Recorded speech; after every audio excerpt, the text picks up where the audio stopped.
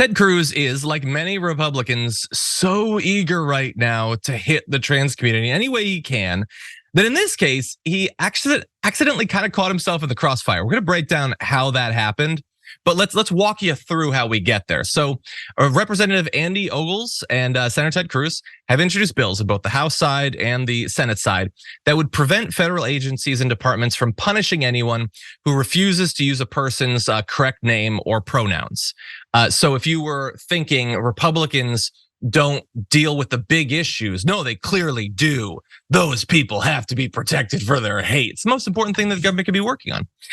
They have more details. The Safeguarding Honest Speech Act would, quote, prohibit the use of funds to implement, administer, or enforce measures requiring certain employees to refer to an individual by the preferred pronouns of such individual or a name other than the legal name of such individual and for other purposes. Anyone punished for misgendering or misnaming someone could sue the federal official who disciplined them for up to $100,000. It's obviously madness. And when I say obviously, it's obvious because they also know it's not going to pass. Bear that in mind. So they can do crazy stuff that they can then go to their base and be like, hey, look at how insane this is. Don't you love me? Knowing that it's not going to pass. That bill, by the way, was created to oppose a directive from the Department of Health and Human Services that directed employees to use the names and pronouns that others use to describe themselves, which seems like it shouldn't be necessary. That just seems like common decency and courtesy, but apparently sometimes you need the government to weigh in. So here's what Ted Cruz said about this. He wrote, forcing anyone to use pronouns that don't accord with a person's biological sex is an unconstitutional violation of the First Amendment. The government has no business compelling anyone to use pronouns that contradict biological reality. Why the government or the person would care at all about the biological reality of a coworker seems madness to me. How is that your business? But that's what he wants the government business to be. Well, as was pointed out by Alejandra Caraballo, he's got this bill, but it specifically says you have to use the legal name of the person. If you use anything other than that, then no, you could sue for $100,000. And concludes by saying, I guess he wants to be called Rafael now. Yeah, but I love that point by Alejandra because so many people use names that are not their actual name. They'll go by their middle name. They'll go by a nickname. They'll go by a shortened version of a name.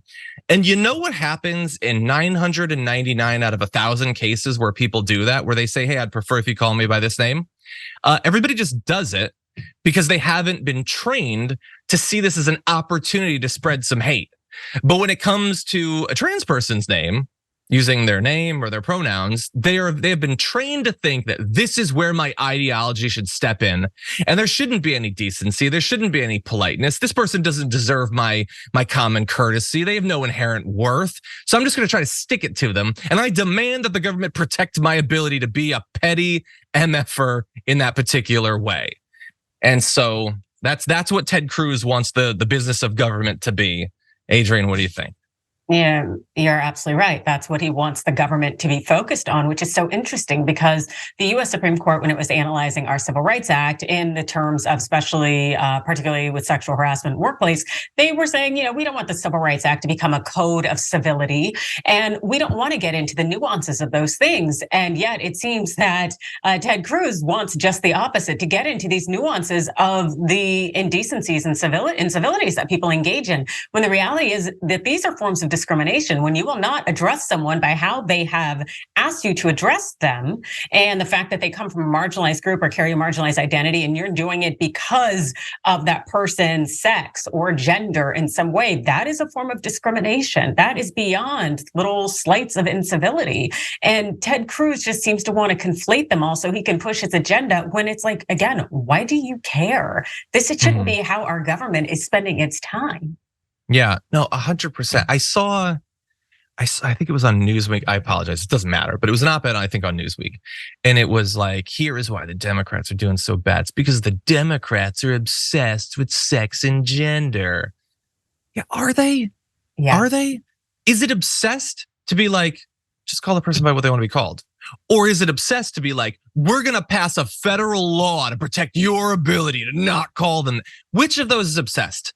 The attack or the defense, the reluctant defense. We would love to not have to do this. It seems like you could probably just call the person by what they want to be called, but you guys are passing bills all over the country. Every day you're discussing this on your shows and in state legislatures. Which side is actually obsessed in that way?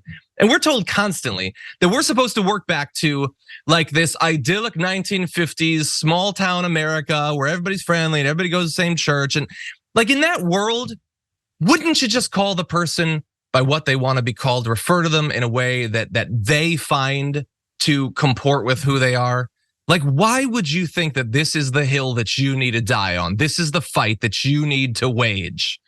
Utter madness. But we're told that we're the ones who have some sort of hang up on this. By the way, over 75% of trans people report having experienced some form of workplace discrimination, including deliberate misgendering. They're not referring to accidental slip-ups that you apologize and then move on with your life. We're talking about deliberate efforts to make this a thing. So bear that in mind, and not just verbal, also physical harassment as well. So thanks, Ted Cruz. Sorry, Rafael. I don't want to get in trouble with the law.